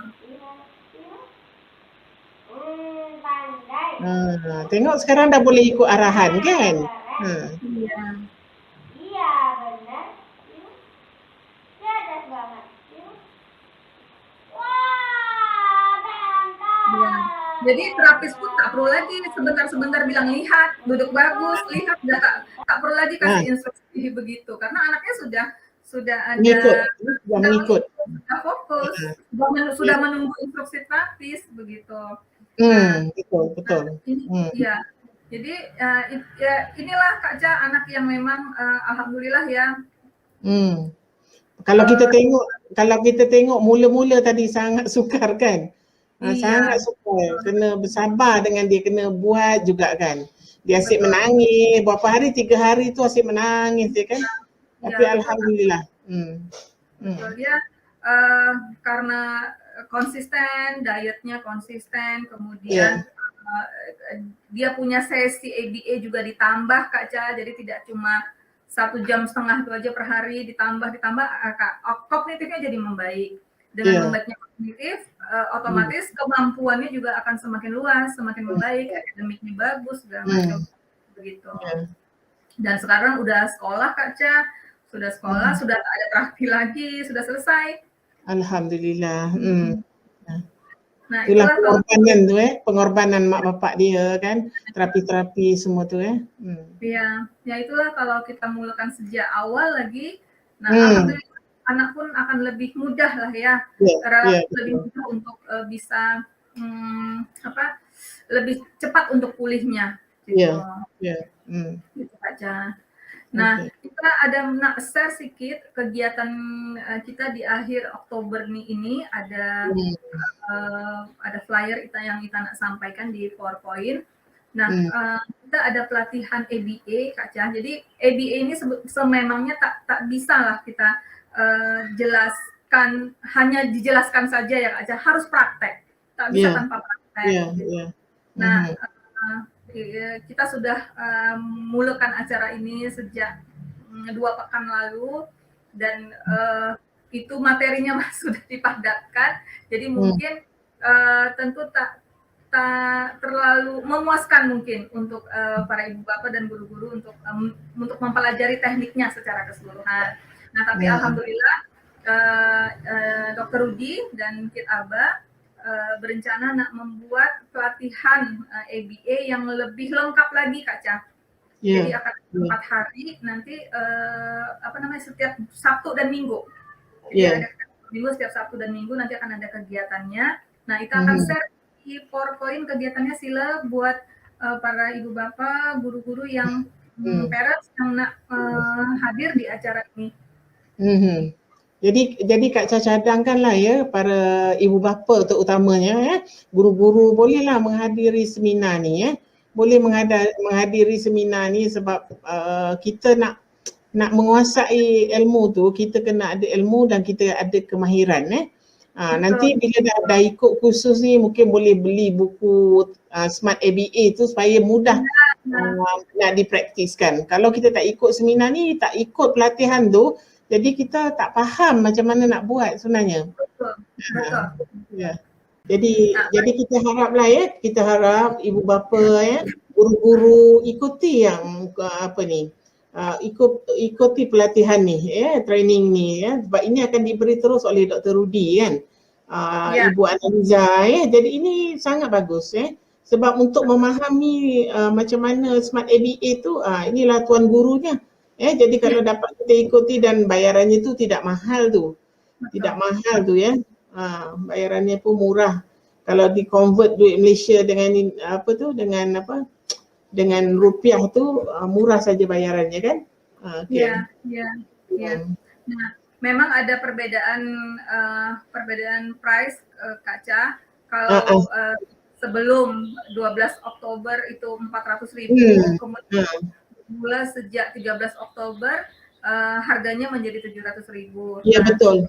Ya betul. Jadi early bird murah kan. Jadi ya. Betul.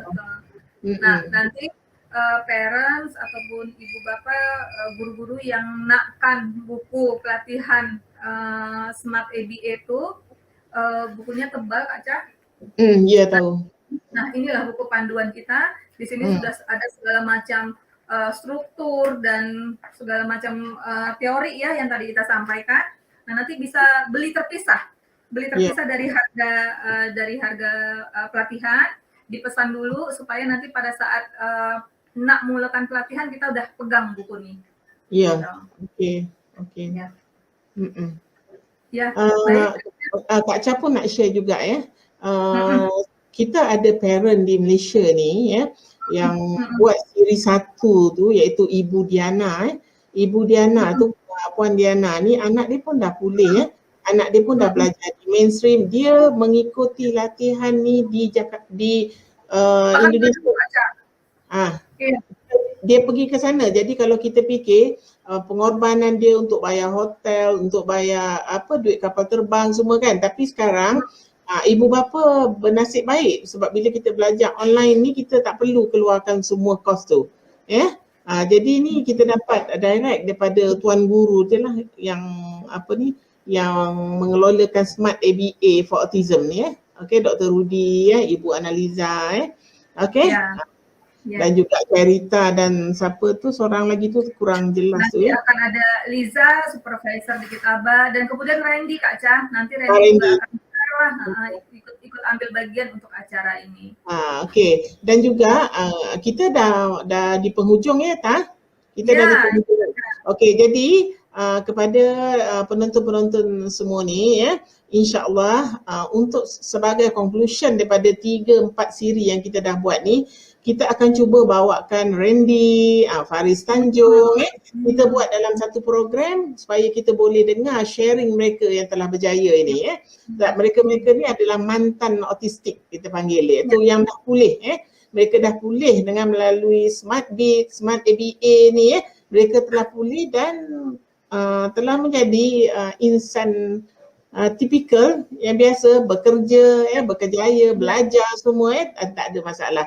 Jadi insya-Allah Kak Cha akan cubalah adakan lagi satu sesi untuk perkongsian dengan mereka. Insya-Allah doakan yang baik-baik ya. Okey. Ya, Okey, ada Randy, apa? ya Randy, Helmi dan Faris udah bujang lah Kak Ca. Ha, bentar ha. lagi bentar lagi udah menikah. Randy Alhamdulillah. pula udah bekerja di apa, sudah jadi PNS, Oh. pegawai kerajaan, ya, kalau Ha, kita pegawai kerajaan, tanpa teman sejawatnya tahu bahwa dia dulunya adalah mantan autis. ya, ya. Nah, jadi kita perlulah memperkenalkan para anak-anak ini yang dah bujang ini supaya ibu bapak sekalian ada panduan, Ya. ada harapan apa yang nak kita tuju. Jadi kita mereka akan bersemangat. Iya. Kita harap mudah-mudahan bila kita bawa mereka ni untuk sharing, mereka yang dah jadi mantan autism ni, Iya. akan memberi semangat Iya.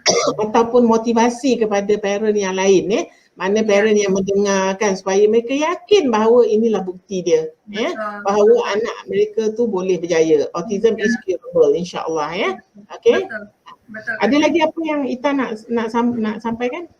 Cukup Kak Ca, alhamdulillah.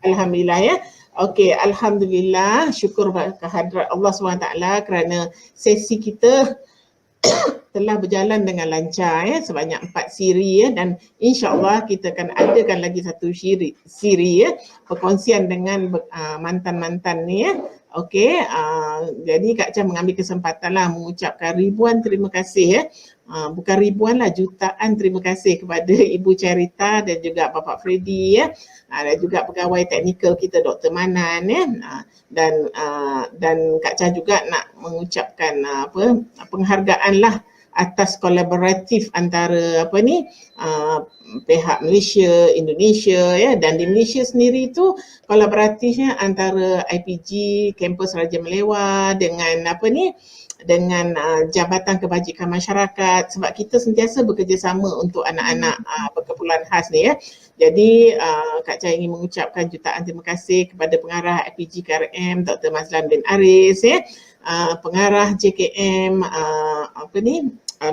Puan Rosnah binti Sardi, dan juga Kak Cha ingin mengucapkan terima kasih kepada ahli jawatankuasa Pertubuhan Guru Ibu Bapa Anak Berkeperluan Khas Negeri Sembilan, NGO yang Kak Cha terajui, kerana dengan usaha mereka inilah juga menjadikan apa yang kita buat hari ini sebagai satu kenyataan, dan kita berdoa kepada Allah SWT mudah-mudahan apa yang kita lakukan ini diterima di sisi Allah SWT sebagai ibadah kita semua, sebab kita ingin membantu ibu-ibu ataupun ayah-ayah, guru-guru yang yang mengendalikan anak-anak berkeperluan khas ni.